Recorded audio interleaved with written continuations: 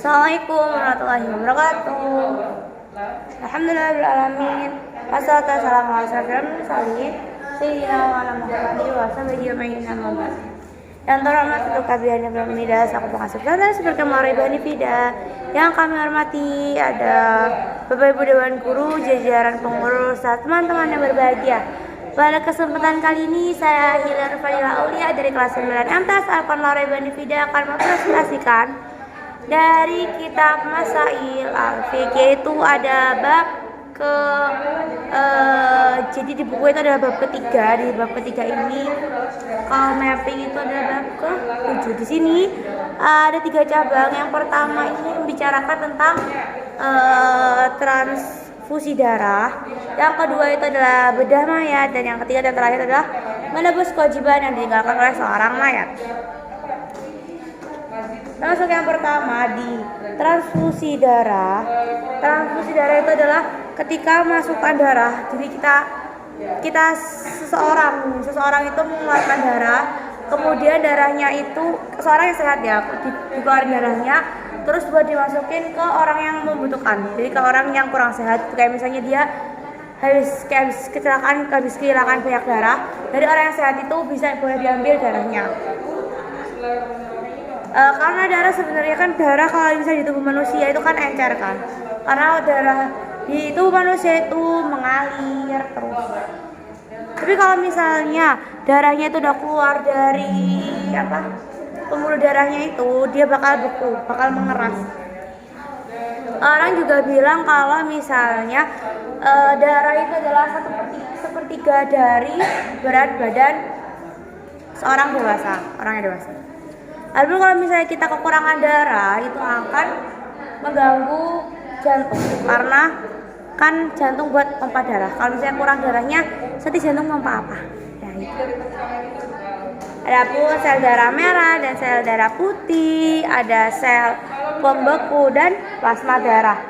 Hukumnya dari transfusi darah itu yang pertama, hukumnya itu karena semua apapun yang dikeluarin dari tubuh kan darah tuh, dia termasuk najis mutawasithah. Jadi orang bilang kalau misalnya ini haram, maksudnya nggak boleh dilakuin karena itu tadi termasuk najis mutawasithah. Tapi semuanya itu balik lagi sama kebutuhannya, sama niatnya juga.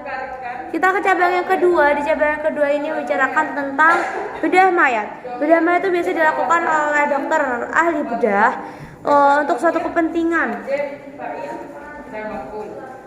Suatu kepentingan keperluan tertentu. Adapun contohnya untuk menyelamatkan janin di dalam mayat. Ketika misalnya ada ibu hamil kemudian meninggal, tapi janin yang di dalam masih bisa diselamatin, berarti kan akan dibedah, kemudian bayinya itu diperbolehkan karena dia masih mau menyelamatkan nyawa. Terus kalau misalkan untuk mengambil suatu benda yang berharga dalam tubuh manusia itu ada yang bilang boleh, ada yang bilang enggak, karena kan ya maksudnya itu kan juga cuma benda gitu.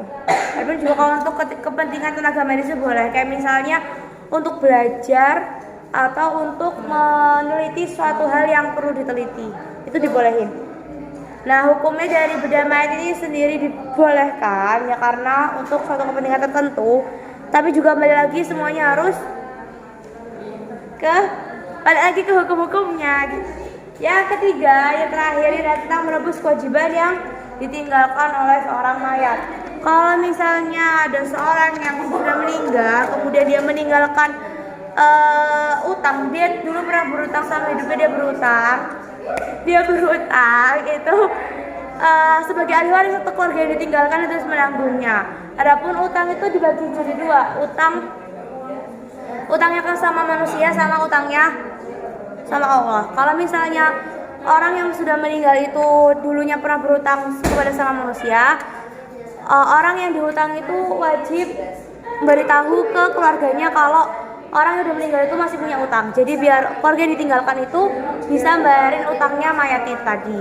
Tapi kalau misalnya utangnya itu sama Allah, kayak misalnya dia dulu sholatnya masih belum gini sholat kayak gitu tuh, tidak diperbolehkan karena sholat itu hubungannya hanya oleh satu sama Allah, langsung kepada seorang. Kalau misalnya hutang sama Allahnya tuh zakat, itu masih banyak diperbatin. Ada yang bilang boleh, ada yang bilang enggak. Terserah kalian mau ikut yang mana. Terus kalau misalnya hutangnya itu puasa, kayak misalnya misalnya ada orang meninggal, tapi dia tuh pas puasa Ramadan dia masih punya utang, itu ahli warisnya boleh gantiin, boleh muasain. Orang keluarga yang ditinggalkan tuh boleh muasain karena itu puasa. Kalau misalnya haji itu juga boleh dihajiin. Kalau misalnya kan haji kan termasuk kewajiban juga kan, bukan bagi yang mampu gitu kan. Itu diperbolehkan. Kayak misalnya bapaknya udah meninggal nih, seorang bapak udah meninggal, sebagai anak yang berbakti dia mau puasain bapaknya itu boleh. Kayak gitu. Jadi kayaknya cukup sekian dari saya presentasi pada malam ini. Semoga bisa bermanfaat untuk kalian semuanya. Wassalamualaikum warahmatullahi wabarakatuh.